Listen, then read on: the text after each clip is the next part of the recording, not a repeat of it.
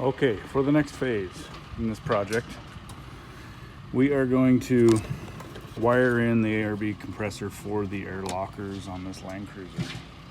Now the wiring harness comes from ARB with this super long extension to go up in behind your dash, as well as the housing for the connection separate so that you can fish these little wire ends through a small hole and then attach it all together. So rather than having 3 different switches for the ARB, we are going to run a factory locker switch in this blank here on the 100 series. And then later on, I'm going to use these switches here and here, as well as over there on the center for lighting control and whatnot. But the effort is to, of course, this is all just temporary janky shit here. Disregard all that. Anyway, the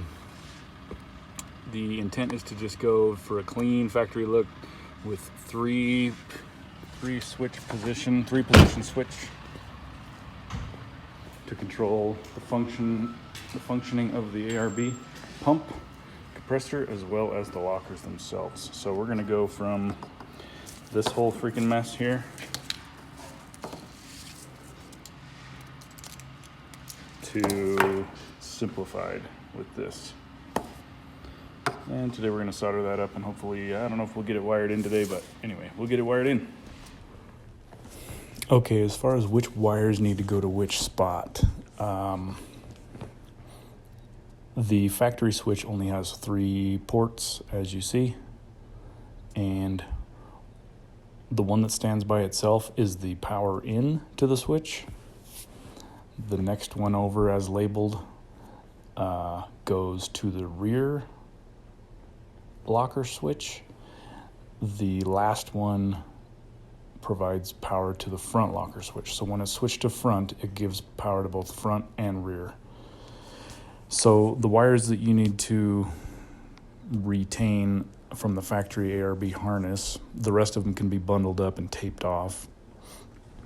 All you need is the red and yellow wire to go from your power source with your key on to the power into the switch. Then on your first position switch for the rear locker, you're going to need the red wire that goes to the compressor relay, which turns on the compressor. And that will be pigtailed with the solenoid switch number 1 actuation wire. And then on your last one, it's just the single actuation wire for switch 2.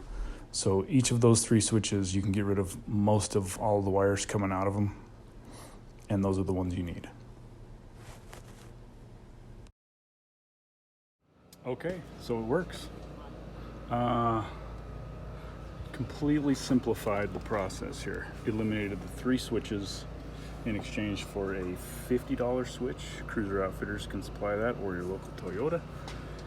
Part number, I'll try to get the part number for you. But the only wires that had to be cut and eliminated was this right here. I had to cut the terminal end off of these 2 wires and join it together. This dude's firing that thing up, so nothing like construction over here. I'm trying to do a freaking video. Anyways, so just proof of concept, or the proof that it works. You got your hot wire coming into the harness. The blue wire is for backlighting of your ARB switches. Those are not needed anymore. And there are 8 or more terminal ends wired off together there. And all we have to do now to get the compressor on is switch the rear locker on.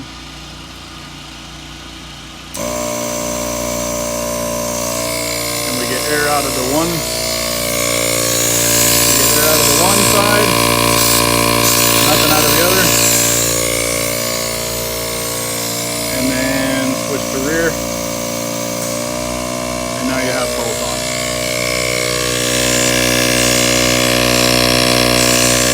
Doesn't get much simpler than that.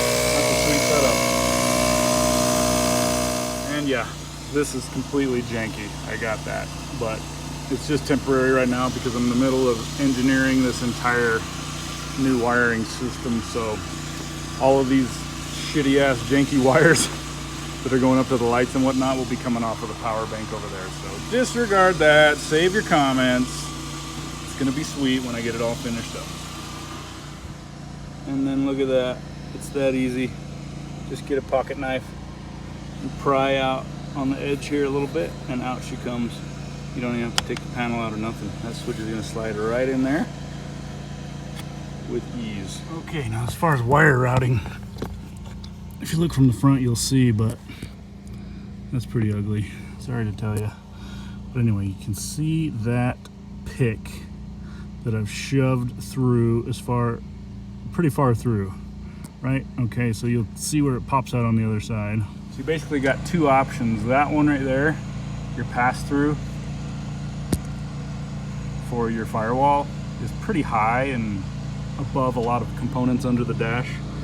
And then you got this main one right here. So you can see right there the tip of the, you can see the tip of the pick. So now I'm just gonna ram a long screwdriver through from the inside to the out, tape part of the wire harness to the screwdriver, and hopefully pull it through. And then we've got a lot more wiring that's going to be coming out of that hole as well, but it should stay pretty nice and waterproof. Should be pretty nice. Instead of a screwdriver, piece of hanger rod bent. We're going to tape it up and pull it through. There she goes. Pull her through. Worked real well.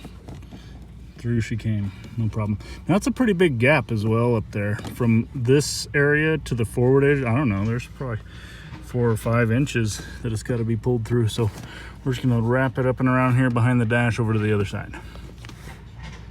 Kept this thing attached all the way through and routed it down along in that zone there. There it is, we got her out.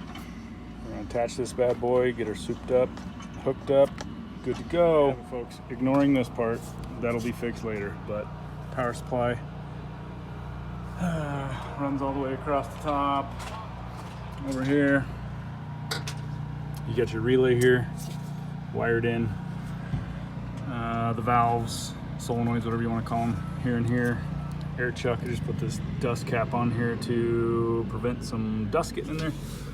And the one little wire that goes back through that boot, so the one red and yellow wire I ran to a hot wire whenever the key is on to provide power to the switches. So here you go.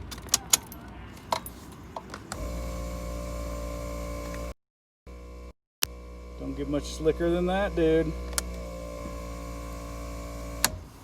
Killer. And to keep you from draining your battery, it's only enabled whenever the truck is in the on or the run position, so you have the engine running, so you don't end up with a dead battery from running that air compressor for a long time. That's a wrap. It worked.